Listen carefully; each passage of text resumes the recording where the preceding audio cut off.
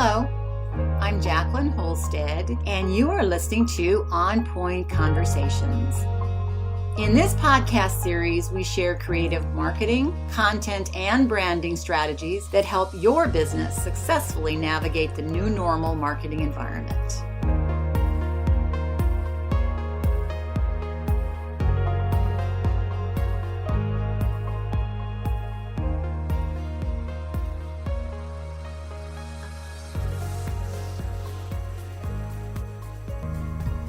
And I am Jacqueline Holstead, and this is On Point Conversations. I've been talking about change management, or what I would just call managing change, which is the same thing. And today I want to start out a little bit differently. I want to look at and talk to you about the questions that you might ask before a change is made. So we know that to be effective, change management should really help business anticipate and address the challenges that are going to result from bringing in any organizational changes. Because it does help in the long run for organizations to understand how they need to adapt and the best way, and then also to cope with the other changes in the business that will inevitably occur during the same time or even due to the change. And we see too that projects achieve their objectives through change management. And that's when an organization's change initiative has a really effective framework, which includes your timelines and costs and things that come up during it and steps, and that it's more likely to succeed if those are in place. A well-defined change program can also really help businesses stay on track or even ahead of schedule, which is another plus. So you want to start with crafting a change plan that includes answers to some key questions that drive the plan and then motivate change agents to achieve better outcomes faster. Because really coming up with the right change management questions is the best way to ensure that your organization's transformation process runs smoothly. So today I have a series of 15 questions. Some go together with each other, but it's going to be individual 15 questions that you might ask first before you start implementing a change. The first one is, what do we need to stop and what do we need to continue doing? It's really important to clarify what things need to be stopped and why, and what things must be continued or started anew and why. Because that's going to help everyone stay on the same page in terms of organizational goals and make all the employees aware of their part in the change. Along with that, of knowing what we need to stop and what we need to start, is to go along with, is this change needed? There are so many times that innovative new ideas and strategies come up and they're developed, but sometimes it's really a good idea for a company to stand back and ask themselves whether these changes are essential. And would the disruption bring more problems than the benefits? So you really want to consider the problem, again, back to what needs to be solved, what needs to be stopped, and decide whether it's necessary. And then strategize the entire process, deciding on steps and processes and how to make that change. Third question is, how do we even start? So during an event of change, it's usually the big question that I get, so how do we start? Because apart from this change as being challenging, the idea of resetting your entire system is what really scares people the most. They're afraid of mistakes or worse even, failure. So the best answer, the most foundational answer, is you have a change management plan in place and you take the first step. And you always keep in mind and keep your team in mind that nothing comes easy at first. So without taking those first steps towards something, you're never going to go where you want to go anyway. You're never going to get there. So you need to take the first steps and understand that change is a process and it doesn't always come easy. In fact, very rarely does it come super easy.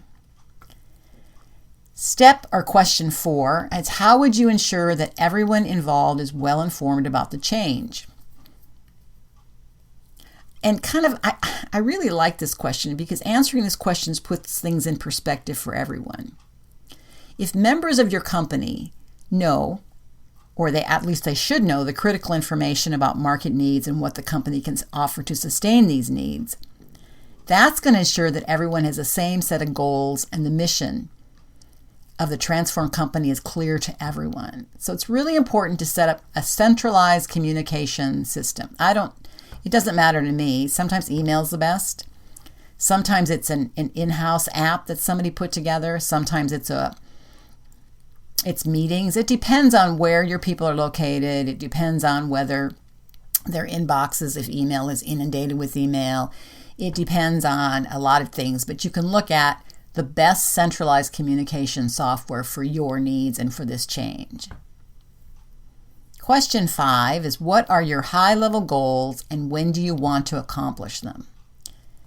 It's really important to understand the goals of the organization and really envision that whole future of the company, which is what they often call, the 10,000-foot level. Because once you know that, then you can start the plan needed to get there. The time frame you needed to accomplish those goals, that can change drastically, by the way, and that changes how the approach is. So if you've got a very short timeline, that's going to result in your reorganization of an entire department.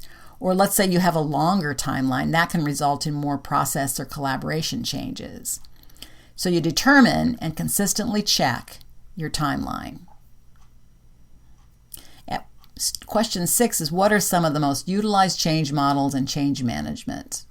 I'm not really going to talk too much about models today, but I do want to talk about the steps. This is based on the model. I can't remember who it was, but the first thing is you make people aware of the necessity of the change. Then you give them the desire that this is important and we do want to make this change. Then you go to the knowledge of how you're going to make the change, the ability to make the change, and then reinforcement of that change. That's a short answer for that one, and we'll come back to that in a podcast another day. Question 7 is, why is a change occurring? That's what often I get asked when a change occurs, especially from people who aren't involved in that initial change plan. Most significant business changes occur in response to changes in the external marketplace. And we all know this pretty much from COVID, that was a big market change, and it required some big maneuvering from companies to make some big changes. Those selling in stores going online, those having educational programs going more online. It takes time for sometimes those external business drivers to take hold inside the organization. But in that particular case, there wasn't the time that really needed. And companies who had the foresight into knowing that significant business changes could occur changed more quickly than those that didn't, or didn't at least be planning for things like that. I know you can't plan for things like COVID, but I'm talking about planning for the idea that there'll be a bigger market disruption in whatever way that affects your organization. Question 8 is, where do you really want to go? So sometimes company growth gets lost in those market changes and needs, and those long-term goals don't actually happen. They get lost somewhere in the focus on short-term financial growth, and that overshadows those long-term goals. And then the growing prosperity of the company is lost because of that. So you want to really know and want to know where you're going and what you really want to go, where you really want to go with your change.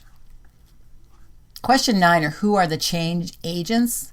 Well, typically you're going to have change leaders and you're going to have change managers. And you really need to define those roles based on the length of the change project. Because again, if it's a very short change, it doesn't take that much. You have different roles. If it's a longer change and it takes much more, you have a different types of roles. Now, the change leader is typically going to be the CEO who's going to put the vision together. And then change managers are typically the people in the organization who are going to execute on the plan. Another question, or a question that I often ask, is the culture of your business agile enough to cope with change in the workplace? Because really to implement change, you have to have a very flexible and agile employees that embrace change.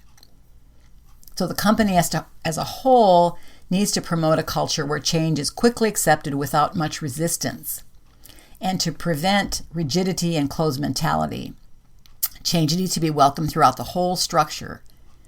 and even developed with people at every level. This is a tough one. If it depends on how, and comes from the top, the CEO down. What is your culture? Is it an agile culture? Does it look at mistakes as that's just a part of the process? Does it look at failure as just a learning experience? So that's how you kind of have to look at this in order to cope with those changes. And then question 11 goes right along with that. How adaptable is your company culture? Now, I can tell you from my experience that companies vary widely in change readiness. Some cultures nurture and reward change so it becomes part of the whole collective experience. Some companies value and even reward tradition, stability, and predictability. So those nuances of the company culture are going to greatly impact the likelihood of successful change and the scope of formal change management needed. So again, how adaptable is your company culture? And do you need to change that company culture? Question 7 is, how are you reinforcing the necessity of the change to key stakeholders? Because your key stakeholders really need to understand the 3-letter word, and that's why of the change. And then really what the expected result of not making this change, making sure that the change is a necessary step to help employees successfully navigate and help your company successfully navigate the marketplace. Only when you get really executive buy-in are you going to be able to implement the change in your organization. You need to convince the key stakeholders about the necessity of the change and its benefits to the future. So change management communication should begin during the planning and continue throughout implementation. Not all individual or groups are going to be impacted in the same way. And I think we know that from whatever that change is, because now you're back to what are those changes that are needed. But it is very critical that individuals understand how the change is going to impact them both personally and professionally.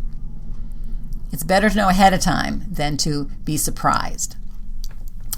Question 13 is, who is leading the people side of change management? In other words, who's leading your staff side of change management? And so oftentimes in my experience, the change management projects fail when no one manages the staff side of the project. I mean, you can do to-do lists, charts, schedules, they're all really nice. But the people are the key to how effective that change management is going to occur. And by that I really mean that change leaders need to involve more stakeholders in the development of the change management project to overcome those employee change resistance. And that's key because it's going back to in the development, not after it's all development said and done and just given to the staff to figure out how to do or to do.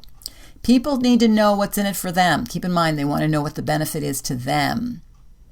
Employees that are going to be really invested in the change are more likely to support the project, even when the project has some slips or bumps, or even when there's a failure somewhere, they can get up and try again in a different way. It's a really much more inclusive process when you have a diverse group of stakeholders, and it's a better process. Question 14 that I often get asked is, how much time do change projects take? And that depends, again, on the urgency of the change. Some changes need to happen right away, and some changes can take a longer period of time. It also depends on the change. It depends on the current situation and the circumstances that make that change necessary. And that means that the urgency of the project can be very different. So it depends on the compelling argument made to justify the change, the financial situation, which we need to take into account, the competitive situation of the business or enterprise. Because I've seen change projects to anywhere from months to years, especially if there's going to be a merger or an acquisition involved in the overall plan, then it even takes a longer time. My last question is, how can you avoid future mistakes? First of all, don't be afraid of mistakes. What we're trying to do is avoid future mistakes. So being proactive is one of the best skills that I know of any entrepreneur, of any process, really needs to possess. So mistakes are unavoidable, but of course you're going to want to be one step ahead of it so you can anticipate future problems and then act accordingly. Have some other plans in place.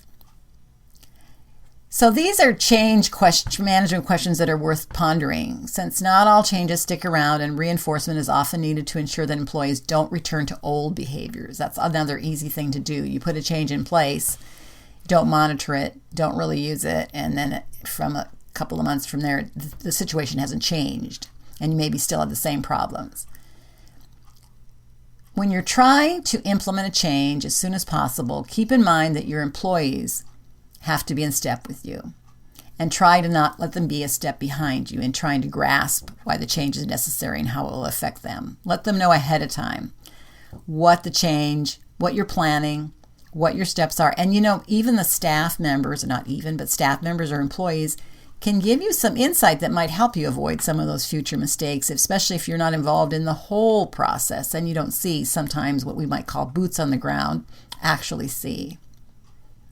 And there's also another idea, and that's many employees in an organization are not necessarily in a hurry to change. If they don't understand the need to change at all, forcing people to change when they don't understand the reasons behind it is going to really hinder your process.